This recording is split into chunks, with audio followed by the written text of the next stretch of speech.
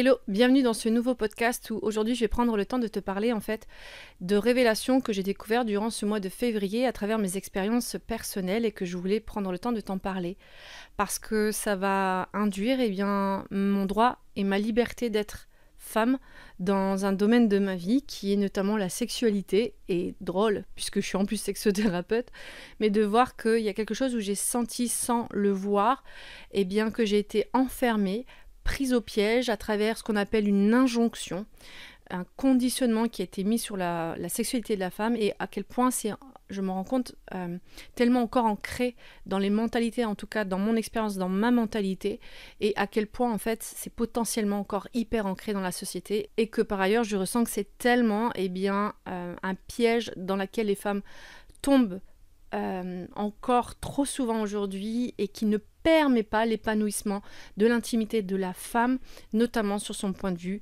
de se vivre librement dans sa sexualité. Donc, je vais t'expliquer plus longuement juste après. Là, je voudrais te faire un petit aparté pour te donner un petit peu un contexte et ça va venir justement appuyer ce que j'ai dit lors de la conférence que j'ai animée ce dimanche, que tu peux retrouver sur ma chaîne YouTube Gwenaëlle de Rost, donc Gwenaëlle avec 2 N et 2 L et de Rost D-E-R-2-O-S-T. Dans cette conférence, j'ai justement parlé du fait que la femme, même si elle a gagné à travers la lutte féministe des droits au niveau de la loi, sur ces statu quo, je dirais, de droit civique, de droit légal au travail, de droit légal au niveau du code civil, peu importe dans différents types de droits, elle a quand même et toujours pas encore gagné son droit d'être libre dans sa manière de se vivre entièrement dans son épanouissement de son intimité, qu'il soit mentale, émotionnelle ou bien encore corporelle. Et quand je dis corporelle, j'appuierai du coup aussi cette liberté d'être dans sa sexualité.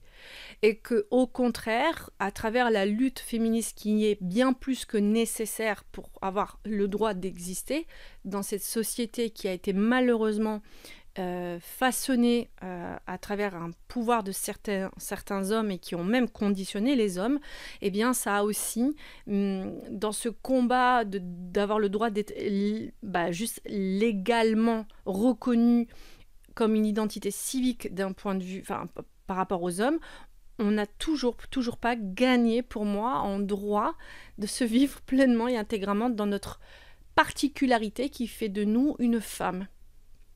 Et quand je parle de cette particularité, je vais juste te donner un exemple hyper concret qui est le fait que nous, on est, en tout cas en majorité les femmes, cycliquement baladées tous les semaines par des hormones qui fait que notre stabilité mentale, émotionnelle et sexuelle vogue.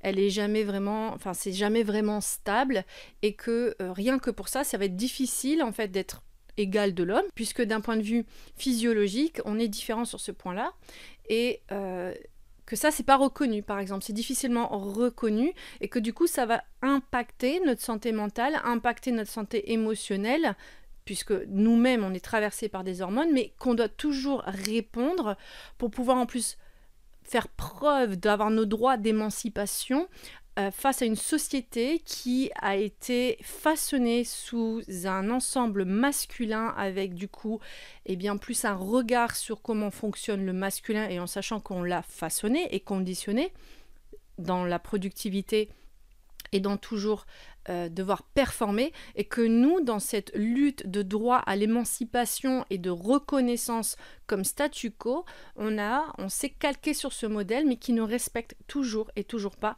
notre particularité en tant que femme dans notre, je dirais, physiologie. Et ça, je trouve ça dommage parce que gagner en fait des droits, c'est aussi prendre en considération et en respect la différence de l'être humain dans ce qui lui compose, et notamment quand en plus ça représente une majorité, je dirais là pour le coup, de la cause des femmes. Et pour ça, on n'a toujours pas gagné ces droits-là, même si on commence à parler de donner des jours de congé quand on a nos règles. Mais par contre, de prendre soin de la santé mentale, émotionnelle et physique sur ce sujet en comprenant la complexité de la femme, on n'y est toujours pas. Et au contraire, la femme va s'éloigner de son propre regard face à sa féminité, face à son fonctionnement des cycles, à comment fonctionne son justement utérus, comment fonctionnent ses hormones, et que malheureusement, eh bien, ça crée, selon moi, cette distanciation corporelle dans sa singularité et qui entraîne par la suite ce qu'on appelle des troubles de l'intimité, que ça soit autant d'un point de vue système reproducteur génital qu'au niveau de la sexualité. Donc ça peut aller de l'endométriose au syndrome polykystique, comme au vaginisme, la dyspareunie, comme la baisse de libido. Enfin bref, tout un ensemble de troubles que je te conseille vraiment d'aller voir la conférence si tu veux mieux comprendre les conséquences que, en vérité, la société, eh bien, amène et imbrique chez la femme dans sa liberté d'être. Et moi aujourd'hui je voulais te faire un aparté sur le fait de ne pas me sentir totalement libre dans ma sexualité pour pouvoir préserver soi-disant une image de moi, pour m'assurer que l'homme me respecte si je suis dans cette image de moi plutôt propre, plutôt lisse, et pas dans le droit de me vivre dans ma liberté sexuelle. Peut-être que ça ne te concerne pas si tu es une femme qui écoute ce podcast ou qui regarde cette vidéo. Peut-être que ça va te concerner, mais en tout cas moi j'ai ce conditionnement qui est encore fort, malheureusement marqué dans ma tête, que si je me vis dans ma liberté sexuelle et que je l'assume pleinement, c'est une question surtout de l'assumer qui va être intéressante de vous vraiment bien travailler, et bien possiblement l'homme que je vais rencontrer va me juger, et la femme également, sur cette liberté à me vivre dans cette sexualité. C'est-à-dire qu'on va me mettre une étiquette, et c'est d'ailleurs ce que l'être humain aime faire, c'est mettre les gens dans des box ou dans des étiquettes. Je dis pas que ça m'arrive pas non plus, à stéréotyper les personnes. Au contraire, c'est un vrai déconditionnement à mettre et de pouvoir accepter les particularités, les singularités de chacun et chacune. Mais en tout cas, sur la sexualité, quand une femme se vit librement dans son intimité, c'est sa sexualité, on va lui coller cette étiquette.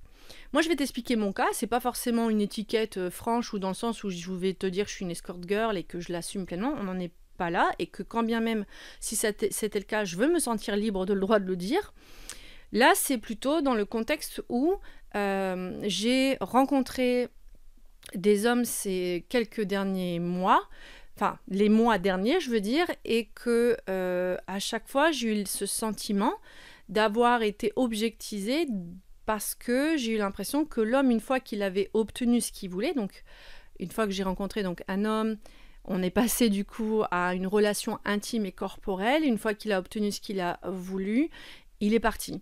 Enfin, il n'a pas donné forcément suite dans la relation, en sachant que j'essaye au maximum de statuer au départ quelle serait, dans quelle approche de type relationnel que la personne voudrait vivre. Dans le sens où je demande s'il est ou pas disposé à vivre une relation potentiellement sérieuse, ou est-ce qu'il est là pour s'amuser, auquel cas, moi, du coup, je peux me réajuster dans ma manière d'être avec cette personne. C'est-à-dire, est-ce que, bah oui, je suis OK pour vivre quelque chose d'assez léger, ou au contraire, je me dis, avec cette personne, ça peut être léger, mais en plus, il y a l'option de pouvoir peut-être potentialiser la relation. Là, il y a plus ou moins des hommes qui vont être capables de me dire, écoute, moi, je recherche rien de sérieux, que du fun, du relax, mais on peut le vivre chill, enfin très léger, mais en même temps, sincèrement et authentiquement, ce qui est très chouette. Et parfois, c'est des stratégies où, oui, non, moi, je veux vivre une relation hyper sérieuse, je veux vraiment me mettre avec quelqu'un, je sens qu'avec toi, il y a du potentiel. Donc, sortir potentiellement une vérité sur le momentum, je remets pas en question, mais en tout cas, ensuite de fuir totalement la relation. C'est-à-dire qu'il n'y a plus personne une fois qu'il y a eu consommation des corps. Et du coup, ça me laisse un sentiment de me dire, oh waouh, parce que potentiellement j'ai pas attendu, parce qu'en général au bout de 2-3 rendez-vous, moi ça y est, je suis open bar. j'aime bien en fait pour moi communier dans les corps après une relation intime, émotionnelle, c'est-à-dire qu'il y a eu du partage, qu'on a échangé, qu'on a vu qu'il y avait une alchimie, et du coup j'ai envie de passer dans l'intimité corporelle. C'est ma manière en fait de continuer à connaître la personne avec qui je suis. Et en plus pour moi, selon moi, l'intimité au lit, c'est un réel aussi apprentissage et connaissance de l'autre dans ce qui lui fait plaisir, ce qu'il ressent, ce qu'il émane, et de pouvoir aussi me laisser être avec l'autre. Et pour moi, c'est vraiment un terrain de liberté et de jeu que d'être dans l'intimité au lit. Et donc du coup, en voyant que juste après peut-être avoir consommé 1 ou 2 ou 3 fois, l'homme disparaît. Ça m'a vraiment tellement affectée dans le corps parce que je pensais qu'on était dans quelque chose où il y avait un échange authentique et dans un vouloir de se connaître dans une profondeur. Ça me laisse vraiment tellement dubitatif et tellement dans un mal-être dans le cœur d'avoir ce sentiment de dire bah zut alors, est-ce que j'étais juste objectisée, consommée parce qu'il y avait un désir potentiel de pouvoir libérer, je dirais, sa tension sexuelle et qu'il l'a trouvé et qu'après ça y est, il repart pour consommer d'autres personnes potentiellement. Mais en tout cas, moi, ce que ça met en moi, c'est de me dire waouh Gwen, ça te fait mal au cœur, donc ce que tu vas faire, c'est que tu vas apprendre à te protéger et tu vas dire stop, tu ne rentres plus dans une intimité jusqu'à ce que tu es sûr que la personne, en fait, elle veut vraiment te rencontrer aussi dans ton cœur émotionnel, ton cœur plus grand, large et spirituel, je dirais, ton corps mental, au-delà que de ton corps physique et ton corps sexuel. Du coup, ce que j'ai fait, parce qu'en plus, j'entends tellement autour des médias, mais aussi des femmes. Mais Gwen, tu dois attendre les hommes qui appuient ça aussi. Mais ouais, c'est trop facile. T'étais une fille trop facile. Parce que tu te donnes tout de suite. Et donc, moi, il y a un côté de moi qui m'a toujours sorti de mes gonds qu'on me dit ça. Parce que du coup, bah, l'homme aussi, alors c'est un homme facile. Puisqu'il prend pas son temps. Oui, mais c'est un homme, tu comprends. Et pour moi, c'est hyper choquant. Mais du coup, là, je me dis, bah, peut-être qu'en fait, c'est moi qui suis pas du tout fonctionnelle. Effectivement, je devrais... Comme toutes les, potentiellement, je dirais pas toutes les femmes, mais peut-être une partie des femmes, je vais, du coup, attendre un certain moment avant de me donner à un homme. Et du coup, je me suis privée dans mon intimité sexuelle pendant plus de 9 mois. Et c'est quand j'ai eu un rapport dernièrement avec une personne que j'aime beaucoup, qui est un ex, mais qu'on a une attache très amicale, et que j'ai refait l'amour avec lui, où j'ai pu sentir mon corps vibrer et de sentir à quel point, waouh, punaise, comment ça m'a manqué de pouvoir être moi libre dans mon intimité sexuelle et de me vivre dans le corps complètement, que je me suis dit, waouh, attends Gwen, il y a un truc qui va pas du tout dans ce qui se passe en fait actuellement. Comment ça se fait que tu te prives de quelque chose qui te fait du bien et qui te donne ce côté hyper magnétique avec toi-même en fait, où je me sens mais tellement du coup plus ancrée dans mon corps, plus présente, plus vibrante, plus vivante. Pourquoi je me prive en fait? Qu'est-ce qui s'est passé? Donc après coup, il y a eu toutes ces questions qui sont venues où j'étais du coup moi jusqu'alors persuadée qu'il fallait absolument pas que j'engendre une relation avec quelqu'un sexuellement si je ne suis pas sûre que la personne veut vraiment me rencontrer dans le cœur. Que je me suis dit, waouh, c'est cruel en fait ce que je suis en train de me donner à moi-même. Pourquoi? Parce que potentiellement, l'homme que je vais rencontrer devant moi n'est pas prêt à me recevoir tel que je suis. Et aussi la femme. Puisqu'il y a toujours cette injonction qu'une fille, pour qu'elle soit prise dans sa sérieuxité d'engagement relationnel avec quelqu'un, avec un homme, c'est-à-dire que l'homme sente que potentiellement c'est avec cette nana qui peut faire sa vie parce qu'elle est sérieuse, parce qu'elle sait attendre, parce que l'homme, il a dû chasser la femme, il a dû la conquérir, et que de moi, d'un autre côté, ça paraît trop facile, en fait, je suis en train de me dire, je suis en train de priver une part de moi de vivre parce qu'on vit encore dans ce conditionnement. Alors que c'est totalement faux de penser que la femme, elle n'a pas les mêmes envies et mêmes désirs que l'homme. Et pourquoi du coup l'homme lui-même, il n'attend pas? Pourquoi l'homme se dit pas? Je dis pas que c'est pas tous les hommes, parce que moi j'ai connu des hommes qui avaient envie d'attendre avant de consommer le côté corporel, d'aller dans le langage corporel. Mais la majorité des hommes, pourquoi dans ces cas-là, ils n'attendent pas alors eux aussi s'ils veulent vraiment rencontrer la personne? Pourquoi c'est la femme qui doit tenir cette posture? Pourquoi elle doit, elle, se ternir dans ces espaces pour prouver qu'en fait, elle a le droit d'être respectée? Et là, je me dis, punaise! Alors en fait, on a gagné des droits civiques, on a gagné des droits d'être reconnu vis-à-vis d'une position et d'un statut au niveau de la loi, mais on n'a toujours pas gagné le droit d'être respecté en fait. Dans ce qui nous compose de plus pur, c'est d'être soi-même tel que l'on est. Puisque malgré tout, on va toujours étiqueter la femme si elle se vit librement dans son intimité, sa sexualité. Eh bien, je peux vous assurer que ça n'a pas été du tout d'accord dans mon corps. J'ai senti tellement une tristesse. Et quand, là, je t'en parle, j'ai envie, enfin, je sens une tristesse, j'ai envie de pleurer, ça me rend triste en fait. Je me dis, mais quoi qu'il arrive en fait, potentiellement, je vais rencontrer un homme qui va pas être prêt à m'accueillir tel que je suis. Évidemment que j'en ai rencontré qui m'ont accueilli tel que je suis, puisque j'ai vécu des relations longues avec des hommes où on s'est apprivoisé dans les corps au bout du premier, deuxième ou troisième rendez-vous. Ça arrive où d'ailleurs c'est ces 3 personnes où j'ai eu des relations très longues. Ça n'a pas pris, où je dois me dire stratégiquement, ah là là, faut pas que je couche tout de suite avec, parce que sinon il va penser que je suis une fille facile, ou quoi que ce soit. Par contre, de remettre un cadre, de dire, bah écoute, moi je veux vivre quelque chose où je veux te découvrir toi et on verra ce que ça donne, oui. Mais par contre, pas aller dans cette stratégie en fait. Mais là, ces derniers temps, j'ai l'impression que il n'y a pas assez d'espace d'honnêteté de la part autant peut-être de l'homme ou de la femme sur son vrai vouloir en fait, de ce qu'on veut vivre avec l'autre. Et que je suis hyper, par exemple moi pour mon cas, consciente que c'est pas parce que je suis en train d'apprendre à connaître quelqu'un que je me dis que c'est l'homme de ma vie, même s'il y a des films qui se font dans ma tête, mais je suis consciente que ça prend du temps de construire une relation, je suis consciente qu'il y a des parts d'évolution, parfois des parts de déflagration, c'est-à-dire que des fois, bon, waouh, on se pose des réelles questions si c'est ok ou pas ok de continuer, enfin je suis consciente de tout ça, que ça bouscule une relation, mais par contre, il y a l'honnêteté, en fait, dès le départ, de se dire dans quel type d'engagement, qu'il soit éphémère ou sur du long terme, qui doit être énoncé pour pouvoir tout simplement permettre à la femme de faire son choix de comment elle veut vivre sa sexualité. Parce que moi, par exemple, si je rencontre un homme qui va me dire « Écoute, moi, je suis ok de vivre quelque chose dans le langage du corps parce que je me sens bien avec toi, j'ai envie d'aller au plus loin, et pas juste parce que j'ai envie de me décharger sexuellement. » Vraiment, je veux pas plus que ça. Bah, c'est à moi, en fait, de me dire bah, est-ce que c'est ok ou pas ok. Mais en tout cas, je me sentirais pas dans cette sensation d'avoir été utilisée à des fins définies que par des règles du jeu dans un sens unique. Mais plutôt dans des règles du jeu qui ont été bilatérales, réciproques. Et pour moi, c'est hyper important parce que là, je me dis, bah, je peux me sentir accueillie aussi telle que je suis. C'est-à-dire qu'en fait, l'homme va aussi respecter mon espace de me dire, bah, trop chouette que tu te sens libre dans ta sexualité ou quoi que ce soit, et moi, je le respecte aussi dans sa liberté sexuelle.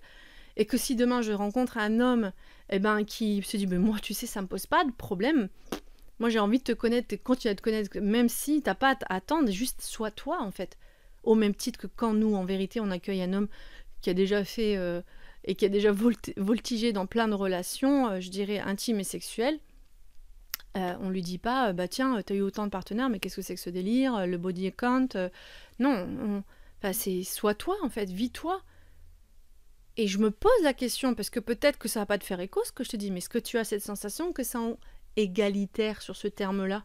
Est-ce qu'on n'est pas en train de juger tout de suite les femmes quand elles ont eu un nombre de relations ou parce qu'elles ont envie de se vivre librement dans leur sexualité et qu'on se dit bah, potentiellement elle, on ne peut pas trop lui faire confiance, elle pourrait être volage. Parce qu'il y a ça aussi, c'est que quand une femme elle a vécu plein de relations, il y a toujours ce truc, ouais ça peut être dangereux d'avoir une femme qui est dans sa liberté sexuelle. Et combien d'entre nous de femmes, elle se tait dans ce vouloir d'être libre sexuellement parce qu'il y a toutes ces injonctions et qu'elles savent que si elles dépassent ce cadrage, on va les pointer du doigt, et autant les hommes que les femmes, puisque les femmes vont répondre à un conditionnement aussi qui sont posés sur elles-mêmes et qui a été imposé par les conditionnements du patriarcat, de ce que la femme doit être je dirais, à l'image de la société, de ce qu'elle attend d'elle.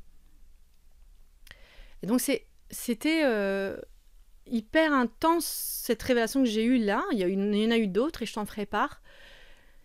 Mais je me suis dit waouh, non, il y a un truc qui va pas. Si je me sens libre d'être dans ma sexualité, je veux déjà pleinement l'assumer et je veux pleinement me sentir respectée dans cette liberté sexuelle, et que si devant moi il y a une personne qui ne veut pas vivre plus loin que ce qu'on est en train de vivre, je veux le savoir en fait. Parce que là, je pourrais vraiment me positionner, faire le vrai choix aussi pour moi.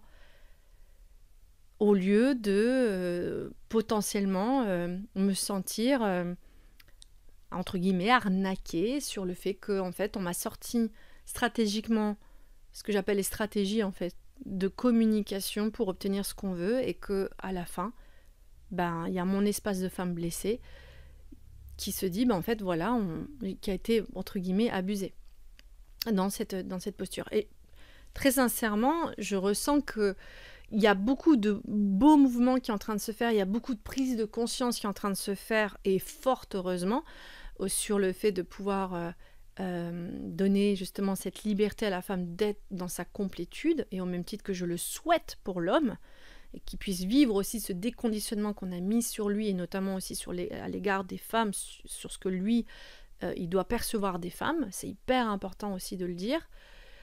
Mais je pense qu'il y a aussi encore très fortement cette injonction autour de la liberté de se vivre dans sa sexualité, sa sensualité en tant que femme. Aujourd'hui, sans qu'on y mette derrière une étiquette. Donc c'était mon petit partage aujourd'hui. Je ne sais pas si ça a été hyper clair, ça a été sûrement confus dans certains points parce que je sens encore en moi que c'est confus. Et en fait, ça c'est un truc aussi que j'ai compris, c'est que on vit dans il y a un nouveau paradigme qui est en train de se faire, un nouveau changement, c'est-à-dire qu'avec toute cette lutte que les femmes pour obtenir ces droits d'égalité face à l'homme d'un point de vue civique et je dirais légal, je dirais, on est encore en transition à travers ce grand mouvement. On le voit, les hommes, ils sont un peu perdus dans ce nouveau système, dans certains hommes, je dis pas tous les hommes, et les femmes aussi en fait.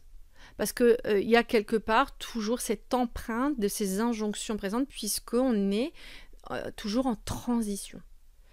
On est dans une phase de transition face au changement et que quelque part, en plus dans cette transition, on se perçoit, nous en tant que femmes. Donc, vraiment, je t'invite à écouter ma conférence. Je parle aussi du pourquoi, je parle de la colère de la femme vis-à-vis de l'homme dans la société dans laquelle on s'inscrit. Je parle vraiment j'ai amené vraiment toute la complexité que je ressens chez la femme, tous ces paradoxes que je ressens tellement profondément en moi. Des fois, j'ai l'impression d'être dans une spirale sans fin. Et que, en fait, je suis à apprendre à accepter que je suis dans cette phase de spirale sans fin et de transition. Mais dans un réel désir profond, en fait, de revenir à moi. Parce que quoi qu'il arrive, en fait, la seule chose que je peux me garantir, c'est de tourner toute mon énergie, qu'on appelle mon autorité d'action, vers ma puissance d'être. C'est la seule chose que je peux essayer au mieux de me garantir, et que face à une société qui est en mouvement, en révolution, on va dire le repositionnement entre l'homme et la femme, ben forcément, ça amène aussi à induire une révolution à l'intérieur de moi sur ma manière dont je veux me voir en tant qu'épanouissement dans ma féminité, dans mon être féminin en tant que femme et aussi dans mon masculin intérieur, c'est-à-dire dans ma puissance d'autorité et ma souveraineté face à cette société dans laquelle je m'inscris et comment j'ai envie d'être en tant que femme dans cette société sans m'oublier.